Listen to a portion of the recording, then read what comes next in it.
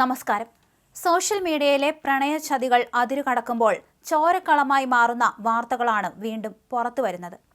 ഇൻസ്റ്റാഗ്രാമിലൂടെ പരിചയപ്പെട്ട കാമുകനൊപ്പം ജീവിക്കാൻ വേണ്ടി രോഗിയായ ഭർത്താവിനെ അതിക്രൂരമായി കൊലപ്പെടുത്തിയ കേസിൽ ഭാര്യയും കാമുകനും ഒടുവിൽ പോലീസിന്റെ പിടിയിലായി. ആന്ധ്രാപ്രദേശിലെ കാക്കിനടയിലാണ് നാടിനെ നടുക്കിയ ഈ സംഭവം ഉണ്ടായത്.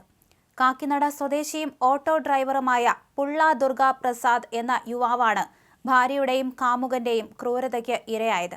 38 വയസ്സായിരുന്നു യുവാവിന്. ദുർഗാപ്രസാദിന്റെ ഭാര്യ രമാദേവി, ഇവരുടെ ഇൻസ്റ്റാഗ്രാം കാമുകനായ ബഭാട്ല സ്വദേശി പ്രസാദം ഗോപിസായി എന്നിവരെയാണ് പോലീസ് വലയിലാക്കിയത്. കഴിഞ്ഞ മാർച്ച് 13-നായിരുന്നു ദുർഗാപ്രസാദിന്റെ മരണം. നേരത്തെ ഗുരുതരമായ ഹൃദയ ശസ്ത്രക്രിയയ്ക്ക് വിധേയനായിട്ടുള്ള ആളായിരുന്നു ദുർഗാപ്രസാദ്. അതുകൊണ്ട് തന്നെ മരണം സ്വാഭാവികമായ ഹൃദയാഘാതം മൂലമാണെന്ന് വരുത്തി തീർക്കാൻ പ്രതികൾക്ക് എളുപ്പം കഴിഞ്ഞു. ബന്ധുക്കളും പോലീസും ഇത് വിശ്വസിക്കുകയും ചെയ്തു. എന്നാൽ എല്ലാ കൊലപാതകത്തിലും പ്രതികൾ എന്തെങ്കിലും ഒരു തെളിവ് ബാക്കി വയ്ക്കുമെന്നത് ഇവിടെയും ശരിയായി. മാസങ്ങൾക്ക് ശേഷം ദുർഗാപ്രസാദിന്റെ കുടുംബത്തിന് ലഭിച്ച ഒരു രഹസ്യ സന്ദേശമാണ് കഥയാകെ മാറ്റിയത്. ഈ സന്ദേശത്തിൽ സംശയം തോന്നിയ കുടുംബം പോലീസിനെ സമീപിച്ചതോടെയാണ് മാസങ്ങൾ ഒളിഞ്ഞുകിടന്ന കൊലപാതക ചുരുൾ അഴിഞ്ഞത്.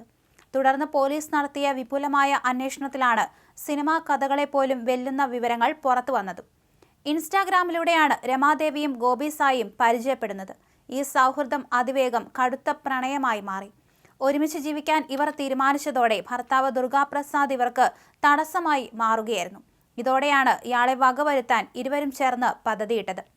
മാർച്ച് മാസത്തിൽ ഇരുവരും ചേർന്ന് കൊലപാതകം പ്ലാൻ ചെയ്തു. ഹൃദ്രോഗിയായ ദുർഗാപ്രസാദിന് കുടിക്കാൻ നൽകിയ ജ്യൂസിൽ ഇവർ ഉറക്ക ഗുളികകൾ കലർത്തുകയായിരുന്നു. ജ്യൂസ് കുടിച്ച് ദുർഗാപ്രസാദ് അബോധാവസ്ഥയിലായതോടെ രമാദേവിയും കാമുകനും ചേർന്ന് ഇയാളെ ശ്വാസം മുട്ടിച്ച് കൊലപ്പെടുത്തുകയായിരുന്നു. ഹൃദ്രോഗി ആയതിനാൽ തന്നെ മരണം ഹൃദയാഘാതം മൂലമാണെന്ന് എല്ലാവരും കരുതുമെന്ന പ്രതികളുടെ ബുദ്ധിയാണ് ഒടുവിൽ ഒരു രഹസ്യ സന്ദേശത്തിലൂടെ തകർന്നടിഞ്ഞത്. രഹസ്യ വിവരത്തിന്റെ അടിസ്ഥാനത്തിൽ പോലീസ് രമാദേവിയെയും ഗോപിസായിയെയും കസ്റ്റഡിയിലെടുത്ത് വിശദമായി ചോദ്യം ചെയ്തതോടെ ഇവർക്ക് പിടിച്ചു നിൽക്കാൻ സാധിച്ചില്ല.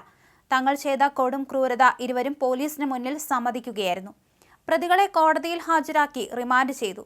അതേസമയം യുവാവിന്റെ വീട്ടുകാർക്ക് ഇത്തരത്തിൽ സംശയങ്ങളുണ്ടായിരുന്നു.